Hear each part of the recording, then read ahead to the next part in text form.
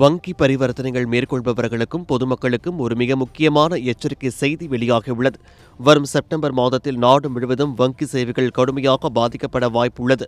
9 முக்கிய வங்கி ஊழியர்கள் மற்றும் அதிகாரிகள் சங்கங்களின் கூட்டமைப்பான United Forum of Bank Unions என்ற 2 கட்டங்களாக நாடு தழுவிய வேலைநிறுத்த போராட்டத்திற்கு அழைப்பு விடுத்துள்ளது. இந்த வேலைநிறுத்தம் என்பது 2 நிலைகளாக திட்டமிடப்பட்டுள்ளது. முதல் கட்டமாக செப்டம்பர் 11ஆம் தேதி வெள்ளிக்கிழமை அன்று ஒருநாள் அடையாள வேலைநிறுத்தம் நடைபெற உள்ளது. இதனைத் தொடர்ந்து சனி மற்றும் ஞாயிறு விடுமுறை என்பதால் செப்டம்பர் மாதத்தின் 2வது வாரத்தில் தொடர்ந்து 3 நாட்களுக்கு வங்கி சேவைகள் முடங்கும் அபாயம் ஏற்பட்டுள்ளது. ஆனால் இதைவிட பெரிய பாதிப்பு செப்டம்பர் மாத இறுதியில் காத்திருக்கிறது என்பதுதான் கவலைக்குரிய விஷயம்.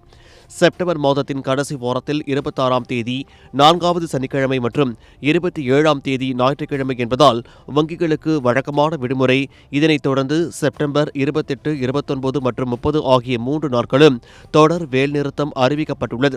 இதனால் செப்டம்பர் மாத இறுதியில் தொடர்ந்து 5 நாட்கள் வங்கிகள் இயங்காது.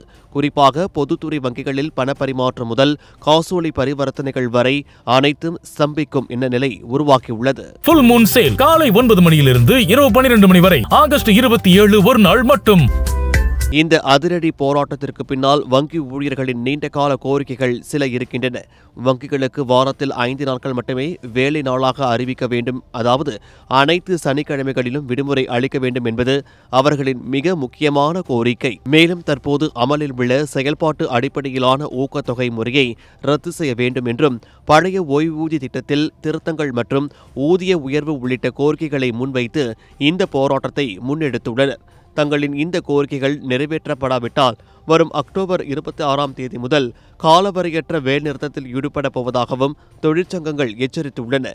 இந்த வேலைநிறுத்த நாட்களில் வங்கி கிளைகள் மூடப்பட்டு இருந்தாலும் ஏடிஎம் மற்றும் டிஜிட்டல் வங்கி சேவைகள் ஓரளவிற்கு செயல்பட வாய்ப்புள்ளது. இருந்தாலும் பண தட்டுப்பாடு ஏற்படலாம் என்பதால் பொதுமக்கள் தங்களின் வங்கி சார்ந்த அவசர வேலைகளை முன்கூட்டியே திட்டமிட்டு முடித்துக் கொள்வது நல்லது.